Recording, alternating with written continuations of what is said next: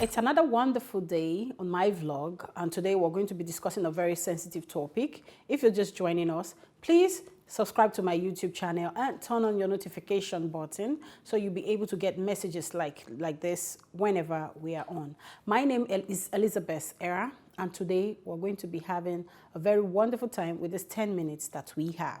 And so today we're going to be discussing a topic I titled Spiritual Covenants. It is not your regular spiritual covenants that you read, but today I'm just going to be going just a little bit deeper to tell you the implications, as in how it is important that you're careful of the kind of covenants you make spiritually. I said a covenant is an agreement between two parties. In law, it must be written down, but in the realms of the spirit, it can be written or verbally said, which is, it can be spoken. Now, the challenges we have as individuals, the reason why I brought this topic, the reason why I decided to discuss this today is human beings are very quick in breaking their spiritual covenants. We are very quick in compromising, a lot of us. But in the realms of the spirit, they never forget. They are strict with it.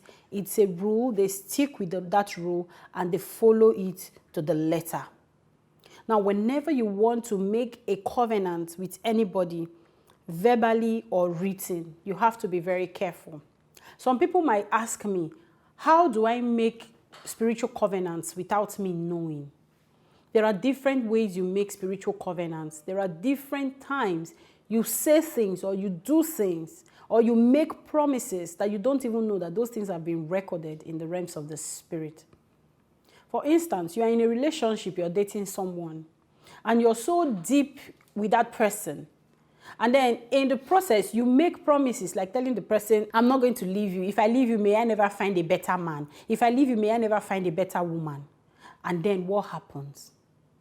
You find out that by the time you actually really break up with that person, without any tangible reason, without a reason that is cogent enough to break up with that individual, you will roam the earth forever without really finding a male or female spouse. Because you actually brought that upon yourself with your mouth, without knowing. Some people are lucky, or should I say some people are favored, should I say some people are fortunate to find out about this, get to know God, and then break these covenants and break these curses. But most people are never faithful. Some of them die with it. We just heard about a lady a few days ago that actually drank sniper to commit suicide because she said she has been single, she doesn't have a husband nor children. Now, you don't know the kind of covenant she must have entered. You don't know what happened. We are not going to go into all that because that is not something we should be celebrating while discussing topics like this. But what I'm trying to say is it is very important that you are conscious of the kind of covenant you make with your mouth, especially when you are in spiritual gatherings, like in the house of God. For those of you that go to Buddha temple, for those of you that go to native doctor shrine, wherever you are, be very careful.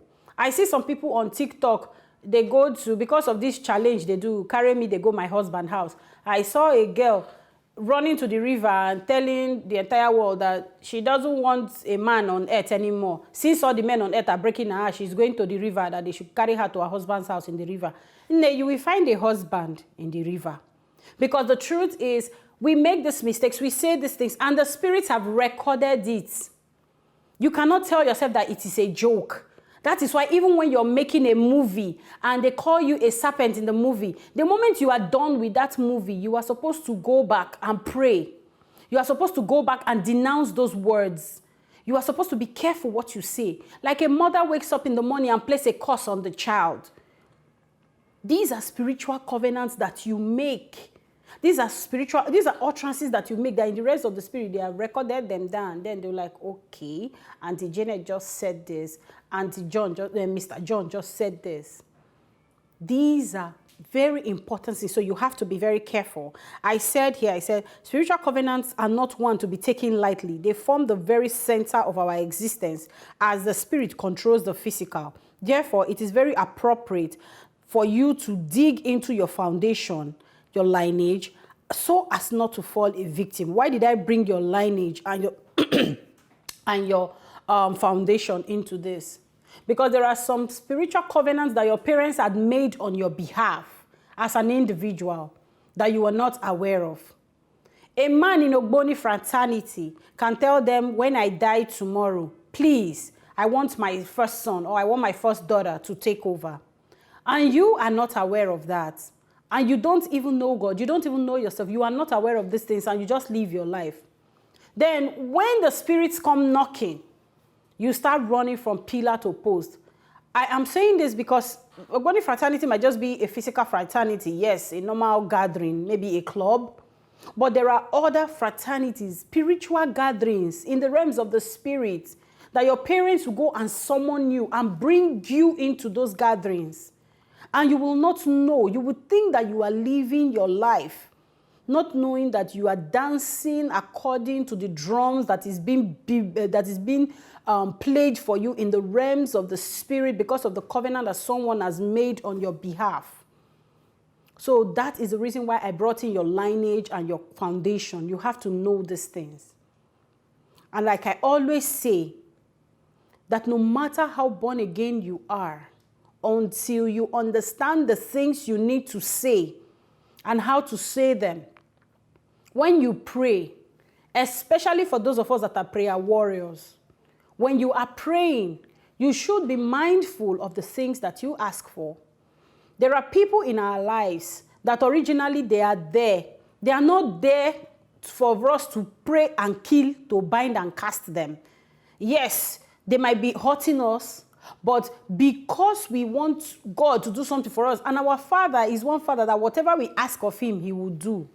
You will say, God, please destroy Mr. Abel. God, I want a so person, whoever it is, to go down. You don't even know, and that person goes down. And when that person does, this might sound very stupid. This might sound crazy.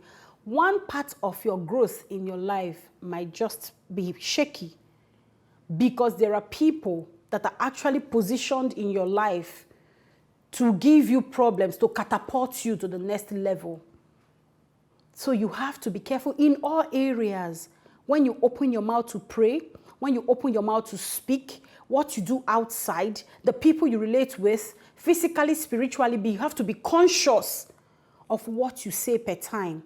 Don't walk on the road in the afternoon and use your mouth to proclaim whatsoever you want to proclaim. When you are proclaiming, then be careful. For those of us that are into these internet social media challenges, there are some kind of things you say with your mouth. Men are scums. I will never marry any man. You say a lot of strange things. As you are saying it, the spirit does not care whether you are ignorant of what you are saying, because ignorance is not an excuse in the realm of the spirit. They have tapped it. You will not marry. You will not marry any man because men are scums. First, you said men are scums. Now you said you will not marry any man. These are covenanted statements that you make. These are covenanted spiritual statements that you make that in the realms of the physical, it means nothing. It's just a joke. But in the realms of the spirit, there are so many people that will take these words and then they fly with it.